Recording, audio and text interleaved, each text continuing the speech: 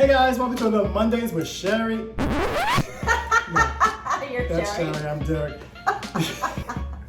Hey guys, welcome to another Mondays with Sheri. Sorry. Okay. Hey guys, welcome to another Mondays with Sheri and Derek. Welcome to your week. Ah, How are you doing? You guys staying cool? I know from coast to coast it Hot. is hot. hot, we get like 110 out here. So let me ask you a question. Actually, let me make a statement. We're gonna talk about what we're talking about? Let me see what resonates with, if this resonates with you Okay. guys, because it sure does resonate with me.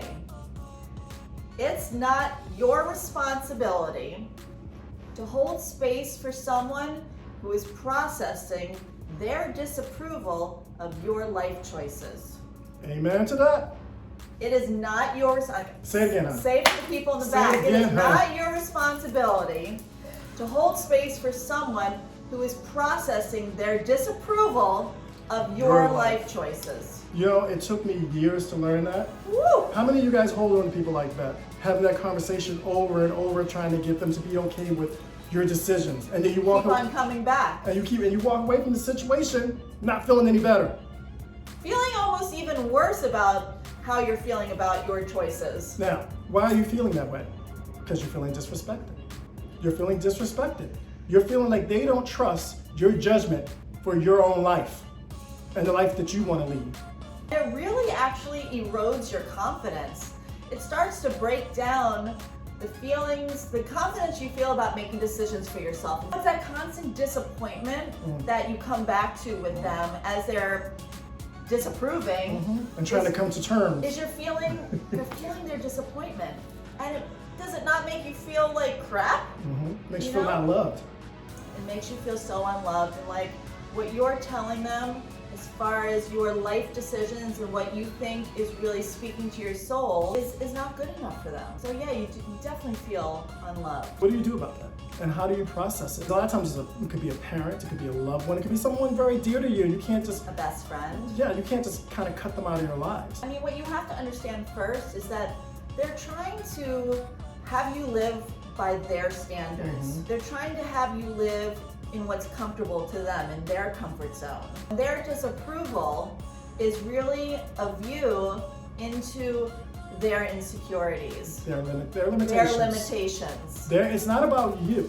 It really isn't about you. It's their limitations and what people may, sometimes it's like I said, with a parent. If you tell them some news, they're not really thinking about you. They're thinking about how everybody else is going to feel about them raising that child, just making that decision.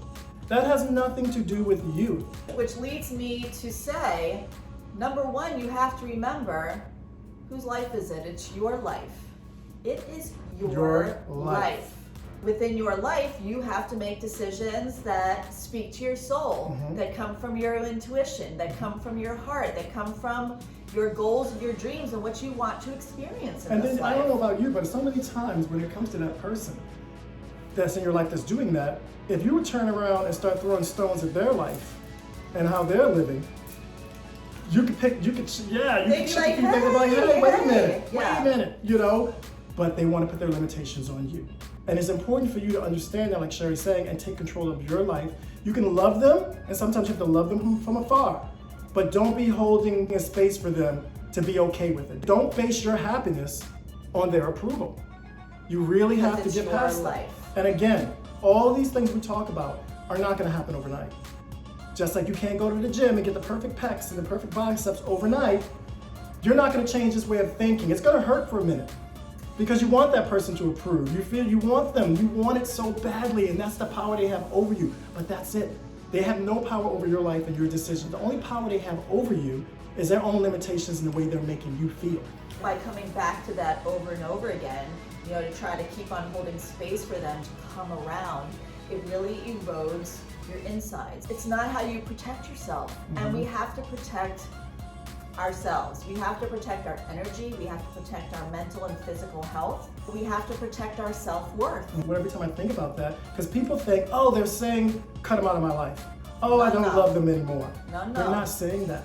You can still have that person in your life, but you have to make a decision. You have to make a decision that they're not going to touch you in that place that makes you feel like you're waiting for them to come around. I love you, And maybe one day if you do come around, that's fine. But I'm gonna live my life. You don't need their approval to live your life.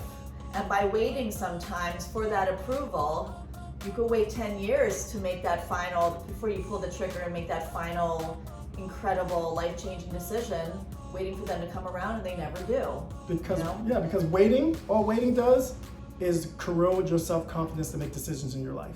And then you wake up one day living a life that somebody else wanted you to live, or not even knowing what you want to do because you've been trying to wait for them to come around or not wanting to upset them.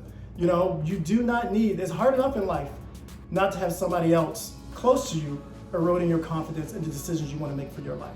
I'm not saying don't trust people around you if everyone's saying, listen. But if you have something that's so deep to you and you know you're committed to it, their job as a loved one is to get on board, to support you. What we're saying is like, listen, you want to share these great decisions, great life choices with your loved ones, your best friend, your spouse, your parents, your siblings.